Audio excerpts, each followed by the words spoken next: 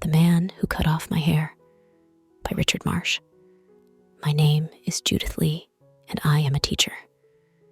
I teach people who are deaf and dumb, and I teach them by lip reading. When people say a word, they all move their lips the same way. So if you watch them carefully, you know what they are saying. My father was one of the first people to teach lip reading. My mother was deaf, but she could lip read. So lip reading has always been part of my life.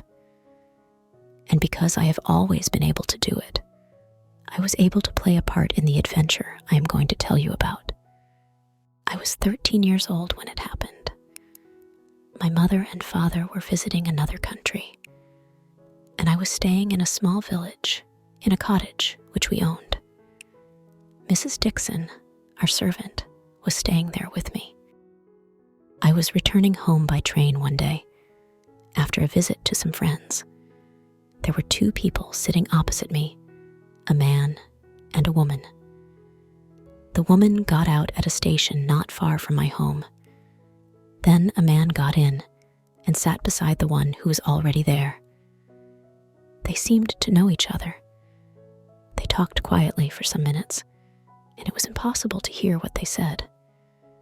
But I only had to look at their faces. I was reading a magazine and looked up to see the first man say something which surprised me. Myrtle Cottage. It's got a large myrtle tree in the front garden. The other man said something in a low voice, but his face was turned away from me. The first man replied, and I read his lips again.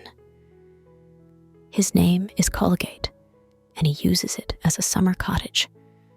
He's got some of the best old silver in England. The other man shook his head and turned so I could see his face. I saw him say, "Old silver is no better than new. You can only melt it." The first man's face became red. "Only melt it? Don't be stupid. I can sell old silver at good prices. And that silver in Myrtle Cottage must be worth more than 1,000 pounds. There's a silver salt cellar worth at least 100. The other man looked at me while I was watching his friend speak. He had fair hair and blue eyes. "That child is watching us," he whispered. "Be careful." The look in those blue eyes began to frighten me. The first man said, "Let her watch. She can't hear us." I was alone with them, and I was quite small. So I looked back at my magazine instead of watching the rest of their conversation. I knew Myrtle Cottage because it was not very far from our own cottage. And I knew Mr. Colgate and about his old silver.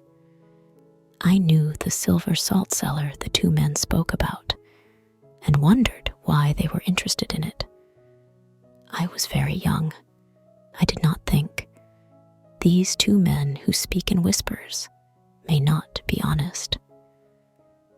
They both got out at the station before our village. After tea that evening, I went for a walk without telling Mrs. Dixon.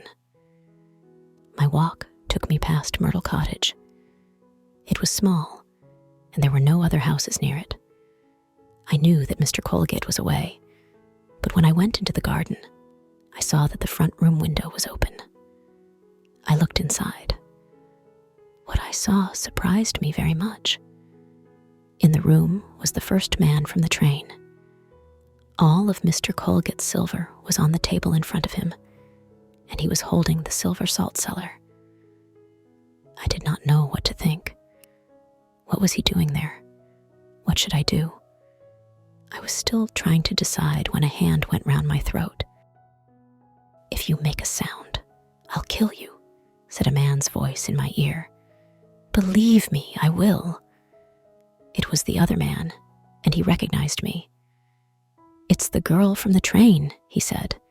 The first man came to the window. "What's happening?" he asked. "Who's that child you're holding?" The other man pushed my face forwards. "Can't you see?"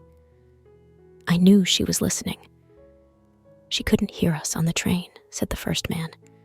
Nobody could hear our whispers. Give her to me. I was passed through the window, and now it was his hands that went round my throat. Who are you? He wanted to know. If you scream, I'll pull your head right off you. I did not move or speak. Cut her throat, said the other man, and took a long, terrible-looking knife with a silver handle from the table. Wait, said his friend. He took a piece of rope from his bag. Then they pushed me into a chair and tied the rope around my arms and legs. They also tied something across my mouth to stop me speaking. The man with the blue eyes moved towards me with the knife. I was sure he was going to cut my throat. But he took my long hair in one hand, and with that terrible knife, he cut all of it from my head. I was more angry than I thought possible.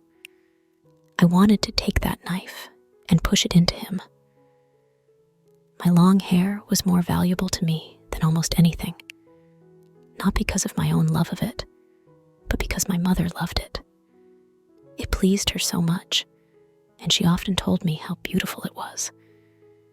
And now this man had robbed me of it in the most terrible way. At that moment, I wanted to kill him. He hit me across the face with my own hair. It didn't take me long to cut it off, he said, but I'll cut your throat quicker if you try to move. The man with blue eyes let my hair fall all over me. Then the two of them began to put Mr. Colgate's silver into 2 large bags. That was when I realized they were stealing it, and there was nothing I could do. The man with blue eyes moved towards the window, carrying one of the bags. The first man put a hand on his arm, and I watched him whisper, "Do you remember the plan?" The man with blue eyes put his mouth close to the other man's ear. I watched his lips as he said, "Cotterell, Cloakroom, Victoria Station, Brighton Railway." I knew the words were important and promised myself that I would not forget them. He got out of the window and his bag was passed to him. He turned towards me and said, "Sorry, I can't take a piece of your hair. Perhaps I'll come back for some later." Then he went, and anger burned inside me. His friend did not look at me. He took his bag and went out through the door. I don't know what happened to him afterwards.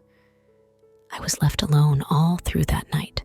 I was not afraid, but the rope hurt my arms and legs.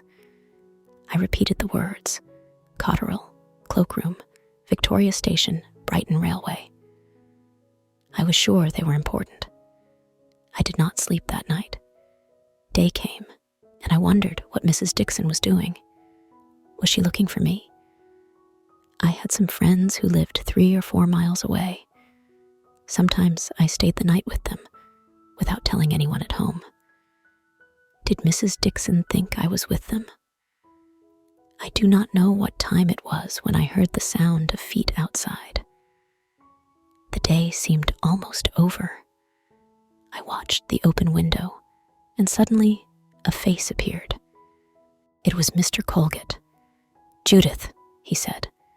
"Judith Lee." He was not a young man, but he climbed in through that window as quickly as a boy.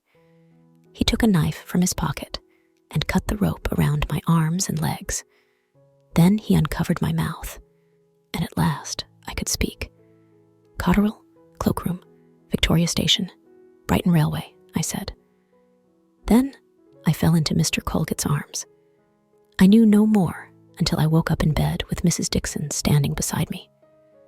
With her were Dr. Scott, Mr. Colgate, Pierce the village policeman, and another man. I discovered later that he was a detective. I saw that I was in a room in Myrtle Cottage and sat up in bed and remembered everything.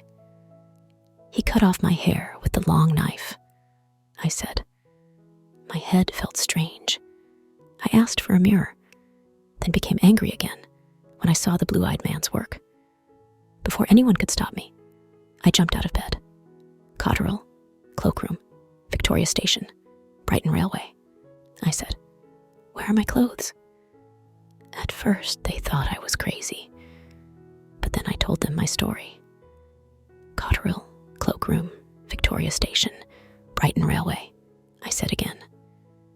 That's where I'm going to catch the man who cut off my hair. And if we don't go quickly, we may be too late. Mr. Colgate agreed. He wanted to get his silver back as much as I wanted to find the man who cut my hair. So we went up to London on the first train that we could catch. Mr. Colgate, the detective, and an almost hairless child. We got to Victoria Station and went to the cloakroom. "Is there a parcel here in the name of Cotterill?" asked the detective. "One in the name of Cotterill was taken only half a minute ago," the cloakroom man replied. "Didn't you see him walking off with it?" He looked along the station. "There he is. Someone's going to speak to him." I saw a man carrying a parcel, and I saw the man who was going to speak to him. "It's the man who cut my hair," I shouted, and ran towards him as fast as I could go. He looked round and saw me, and quickly realized who I was. He whispered to the man with the parcel before running away. I saw clearly what he said. "Bantock, 13 Harwood Street, near Oxford Street." Those were the words, and then he turned and ran away. Mr. Colgate and the detective were close behind me. The man with the parcel saw us, and at once he dropped the parcel and ran off. We did no catch him, or the man who cut my hair. The station was full of people coming off a train, which made it easy for both men to escape. But we got the parcel. It was not big enough to contain Mr. Colgate's silver. We realized that. But it did contain a much bigger surprise. Jewels. A London detective was sent for. He looked at the jewels and said, "These are the Duchess of Datchet's jewels. The police all over Europe are looking for them." The man from the cloakroom was with us. "That parcel has been with us for nearly a month," he said. "The person who took it out paid for 27 days. "I wish I could catch him," said the London detective. "I have a word or two that I want to say to him." "I think I know where you can find him," I said. "Bantock, 13 Harwood Street, near Oxford Street." "Who is Bantock?" the detective asked. "I don't know," I said, "but I saw the man who cut off my hair whisper those words before he ran away." "You saw him whisper them?" The London detective looked at the others. "What does she mean?" "Young lady, you were 15 meters away. How could you hear him whisper?" "I didn't say I heard him whisper," I replied. "I said I saw him. I don't need to hear to know what a person is saying." "Judith is an excellent lip reader," said Mr. Colgate. He explained, but the others found it hard to believe. "So, what did you see him whisper?" asked the detective. "I'll tell you if I can come with you," I said. The detective laughed. He seemed to think that I was amusing, but I don't know why. He did not understand how angry I was about my hair. "All right," he said. "You can come. Now tell me what you saw him whisper." So I told him again, and he wrote it down.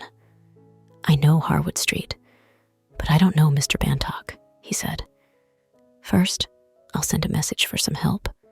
Then we'll go and visit Mr. Bantock, if there is a Mr. Bantock." The four of us went in a taxi, the two detectives, Mr. Colgate and I. After a while, the taxi stopped on the corner of a street. "This is Harwood Street," said the London detective. "We can walk the rest of the way. We don't want to stop outside the door. They may guess who we are." It was a street full of shops. The shop at number 13 sold jewels and other less valuable things. The name Bantock was over the top of the window. As we reached the shop, a taxi stopped outside it, and 5 men got out. The London detective recognized them and did not look pleased. "Now our visit won't be a surprise," he said. "Come on, let's go in quickly." And we went in, the detective first and me behind him. There were 2 young men standing close together at the other side of the shop. When they saw us, I saw one whisper, "They're detectives. Ring the alarm bell." "He's going to ring the alarm bell," I shouted. The men from the other taxi were also detectives. They came in quickly and held each of the 2 young men. There was a door at the end of the shop, which the London detective opened. "Stairs," he said. "We'll go up. You men wait here until you're wanted." I followed him up the stairs. At the top were 2 more doors.